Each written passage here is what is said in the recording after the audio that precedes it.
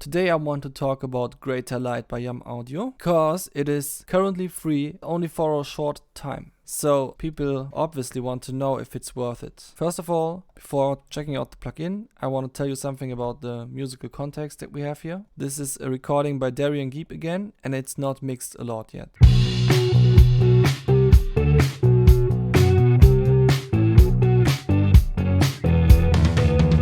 As you can hear, it has kind of this muffled tone in it that things always have when they are not mixed a lot yet. But let's just disregard that for now, because we are all making music and we know how it is in the middle of a project, and just check what would happen if we were to instantiate this plugin now on the drums.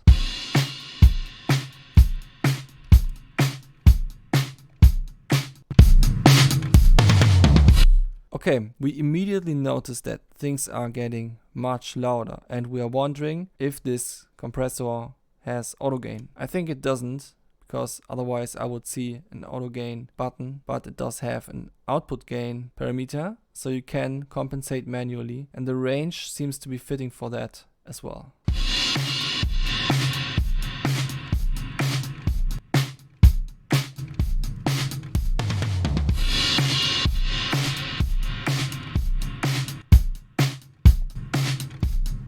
Okay, nice. So now we know what the sound of this compressor is like. It's like a hyper compressed version of the sound on 50% thing, 50% grater and 80% sharpness. So let's play around with grater and sharpness to find out what exactly it is doing.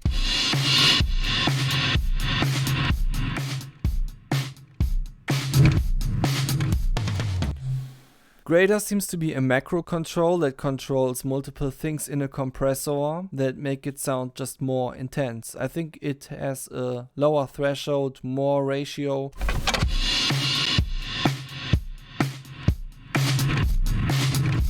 Yeah, sharpness is definitely the release time. Very interesting in the beginning of the recording that it just brings up some artifacts that I didn't even know were there. It definitely has something similar to OTT in that regard, because OTT also always shows you the things that are buried in the background. Whoa, in this case, Yam Audio is actually harder than OTT.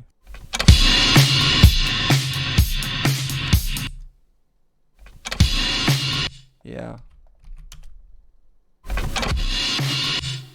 Grater Light by Yam Audio definitely has a different sound than OTT. And that's good, because it means that it's a valuable plugin. Because people have compared it to OTT in the comment sections that I wrote so far. And I was like, okay, do I really need an OTT that just has less parameters, less control? Because I have to say, OTT already is a plugin with only a few parameters that are very easy to learn. So I don't really need less, but since it's a different sound, I think it's alright. Now, let's actually find a setting that kind of works with these drums.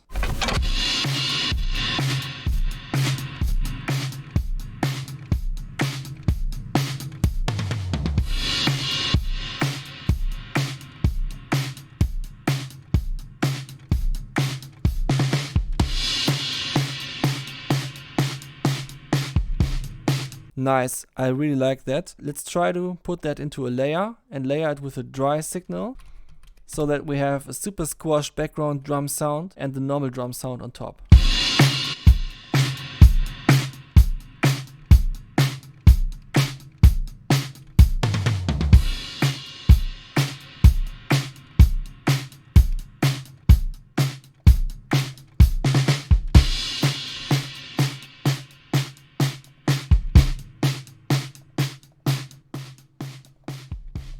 Okay, that's pretty cool. I want to know more about how I can tweak this plugin to really maximize its potential. First of all, I will just disregard the dry track and make this one louder again, just so that we can hear it better. And now what I want to do is, I want to use pre and post emphasis filters.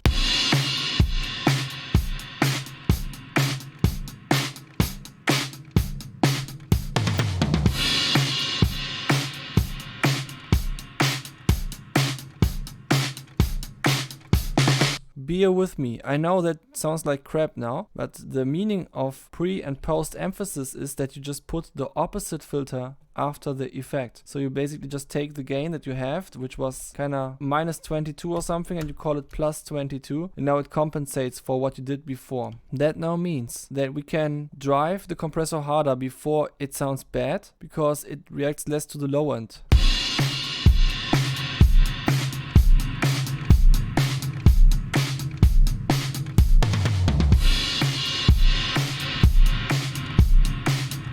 Actually, I think it would make sense to make a preset of that where we have all of these things in a chain, because now I can just say that it should start on gain 0 on both of these filters and also a lower compression.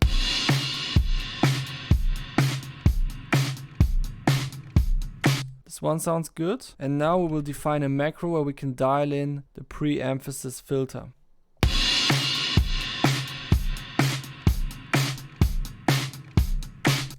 Now it's kind of hard to dial in the exact settings that would be best, because I cannot type in -22 decibels here, because Bitwig doesn't support this feature of representing the parameter value in the range that is defined by the plugin. But I will just approximate it by saying that I want to have -0.4 or something. That's -24 decibels, and it's pretty much like I had it before. It doesn't need to be super accurate. Now I also added the second filter, and it just goes up by the same value.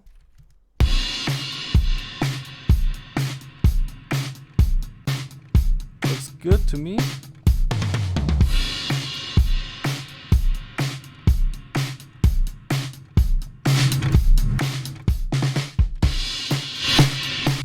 Oof. Okay, there seems to be a bug in this plugin where when you are touching it from the modulation system, it also kind of fucks up the entire value in the plugin itself, and I don't know what was that now.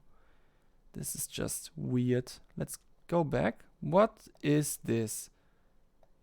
Did I record automation or what? Okay, as long as there is no modulator interfering, it just acts normally. It's unfortunate, because it means that I cannot complete this macro now. But well, we can at least still control the pre-emphasis filter. I will send this video to the developer so that they can figure out what this is, and then this plugin could become really cool. Let's just see it positively.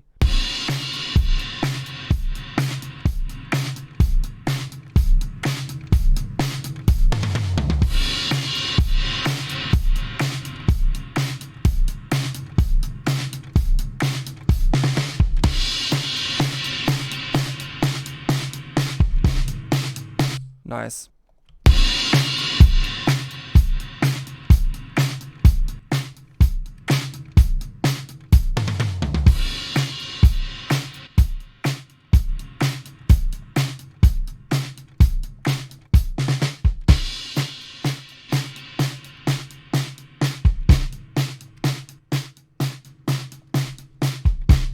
Yeah, and that's how you can use plugins like this to just get your muffled recordings a little bit less muffled and approximate yourself up to the point where it starts getting very pleasurable. Of course, I would still say I'm not quite there yet, but let's just move on and try the same plugin on a different track so that we can get a better impression of what it is capable of, which is the bassline. I will turn off all the other tracks, just drums and bassline.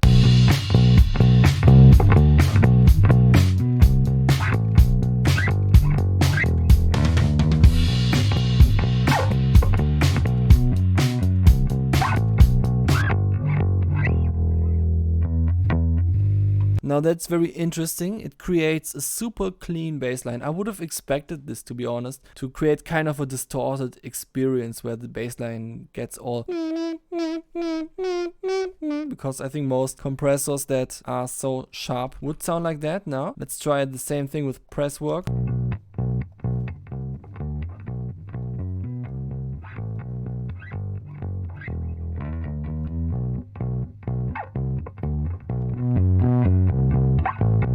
Yes, as you can see, it definitely starts to have a little bit of this sizzly sound in the background. Now OTT.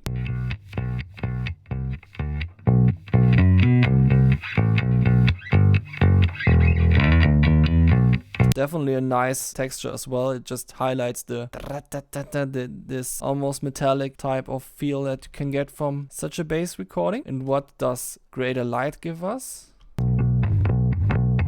It gives us all of the little breaks between the notes. We hear this and it's kind of not very nice, because if you listen to it in solo, it sounds kind of nice and dense, but it will definitely get super hard in the way when the other sounds are there as well.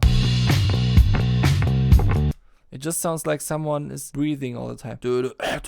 That's not the vibe. That is not the vibe. No, no.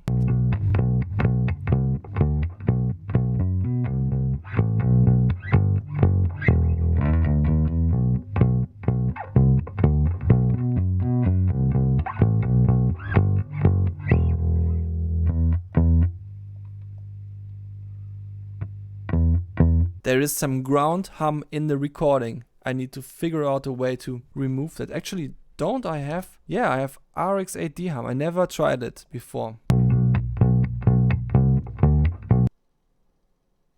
What? No, no.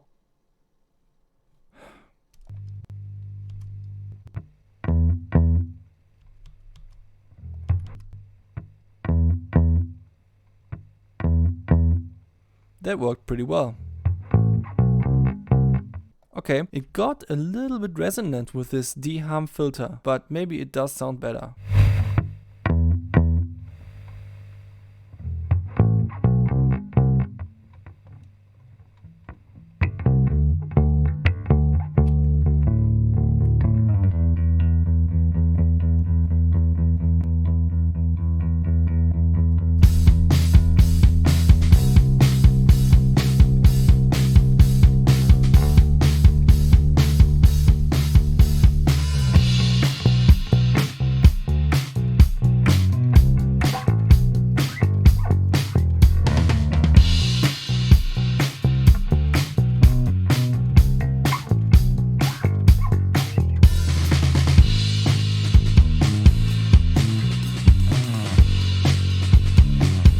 Nice, nice, nice. It has a nice sound on bass lines as well. So it really looks really good for Yum Audio. Actually, compressor that is fun to use even though it doesn't have a lot of control. I want to try something else. I want to try it on some guitars.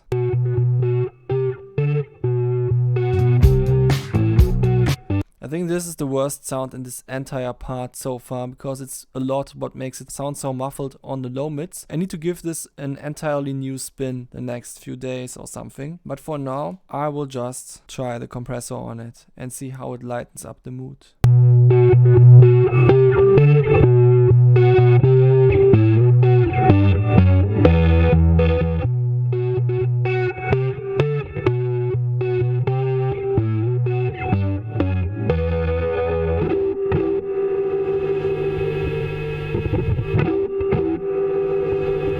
Cool, I like that. Let's actually make this a layer thing.